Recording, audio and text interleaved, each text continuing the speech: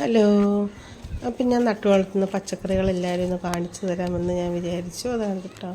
ഞാൻ ഈ അടുക്കളയുടെ ഈ സൈഡിലായിട്ട് മൊത്തം പാവലായിരുന്നു പന്തലിട്ടിരുന്നത്. അതെല്ലാം ഒന്ന് ക്ലീൻ ചെയ്തതിന് ശേഷം ചെയ്യുക കേട്ടോ. കാരണം നമുക്ക് കുറച്ച് നാൾ കഴിയുമ്പോഴത്തേക്കും അതെല്ലാം ചള്ളായി പോകുമല്ലോ.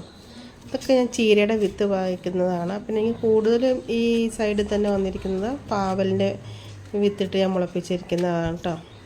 ഇപ്രാവശ്യം ഞാൻ പന്തൽ വിചാരിച്ചു പന്തലായിട്ട് ഇട്ട് കൊടുക്കാണ്ട് ചെരിച്ച് കൊടുക്കാമെന്ന് വിചാരിച്ച് ചെരിച്ചിട്ടിരിക്കുന്നതാണ് കാണുന്നത്.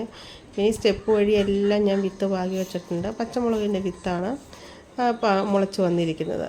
കൂടാതെ ഞാൻ വാർക്കയുടെ മുകളിലായിട്ട് ബീൻസിൻ്റെ വിത്ത് മുളപ്പിച്ചിട്ടുണ്ട്. ക്യാപ്സിക്കം നമ്മൾ കടയിൽ നിന്ന് വാങ്ങുന്ന ക്യാപ്സിക്കത്തിൻ്റെ വിത്ത് എടുത്ത് ഞാൻ മുളപ്പിച്ചതാണ് ഇത്. എനിക്ക് ക്യാപ്സിക്കം ഉണ്ടായി വരുന്നിട്ടുണ്ട്. പക്ഷെ അത് എന്തോ കേട് സംഭവിച്ചിട്ടുണ്ടെന്ന് തോന്നുന്നു. അത് ഷേപ്പ് അങ്ങനെ ആയിപ്പോയിട്ടുണ്ട്. എങ്കിലും കുഴപ്പമില്ല, അൽഹംദുലില്ലാ. ഈ ക്യാപ്സിക്കമൊക്കെ നന്നായിട്ട് മുളച്ച് വന്നിട്ടുണ്ട് കേട്ടോ. ഇതിൻ്റെ കൂടെ തന്നെ ഞാൻ പുതിയ പുതിയ ചെടികൾ പാകി കൊടുക്കുകയും ചെയ്യേ. എനിക്ക് ഉള്ള മുറ്റത്ത് ഞാൻ അത്യാവശ്യം പച്ചക്കറികൾ തന്നെ നട്ടു വെച്ചിരിക്കുന്നത്. ഇത് പിന്നെ മുൻവശത്തേക്ക് വരുമ്പോഴത്തേക്കും തക്കാളിയാണിത്. തക്കാളി അങ്ങ് പൊങ്ങി പോകുമല്ലോ.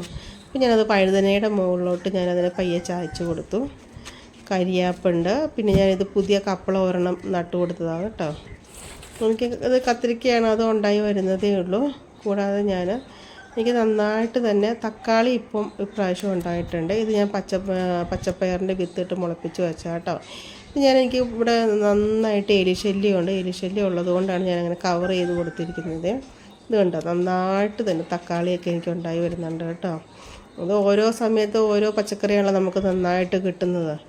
ഇപ്രാവശ്യം ഇതിപ്പോൾ എനിക്ക് തക്കാളിയാണ് നന്നായിട്ട് വന്നിരിക്കുന്നത്. ഇതൊക്കെ പുതിയ പാവൽ കയറി പോകുന്നതാണ് കേട്ടോ. ഇവിടെ എല്ലാം നന്നായിട്ട് പന്തലിട്ട് കൊടുത്തിട്ടുണ്ട്. ഇത് പച്ചപ്പയർ നന്നായിട്ട് തന്നെ ഞാൻ എൻ്റെ സൈഡിൽ ചെറിയ വീതിക്ക് ഞാൻ പന്തലിട്ട് കൊടുത്തിട്ടുണ്ട്. ഈ ചെടിയെക്കുറിച്ച് അറിയാവുന്നവരൊന്ന് കമൻറ്റ് ചെയ്യണേ.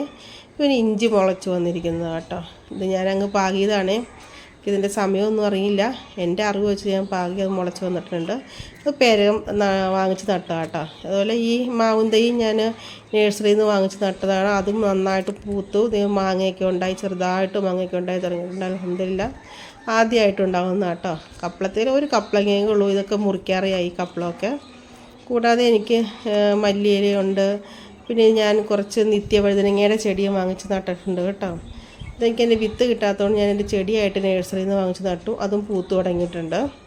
കൂടാതെ ഞാൻ പ്ലാവ് വാങ്ങിച്ച് വച്ചിട്ടുണ്ടായിരുന്നേ. അതിനകത്ത് ചക്ക നന്നായിട്ട് ഉണ്ടായിട്ടുണ്ട് ഇപ്രാവശ്യം. ഒരു 3-4 എണ്ണം ഉണ്ട് കേട്ടോ പ്ലാത്തിൽ ചക്ക.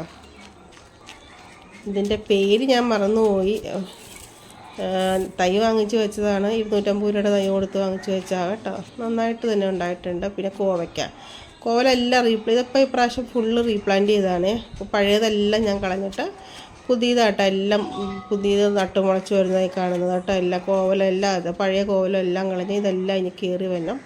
എന്നെക്കൊണ്ടാവുന്നത് പോലെ എല്ലാം ഞാൻ പച്ചക്കറി കൃഷി ചെയ്യാറുണ്ട്. എൻ്റെ ചാനൽ ഇഷ്ടപ്പെട്ടാൽ സബ്സ്ക്രൈബ് ചെയ്യൂ.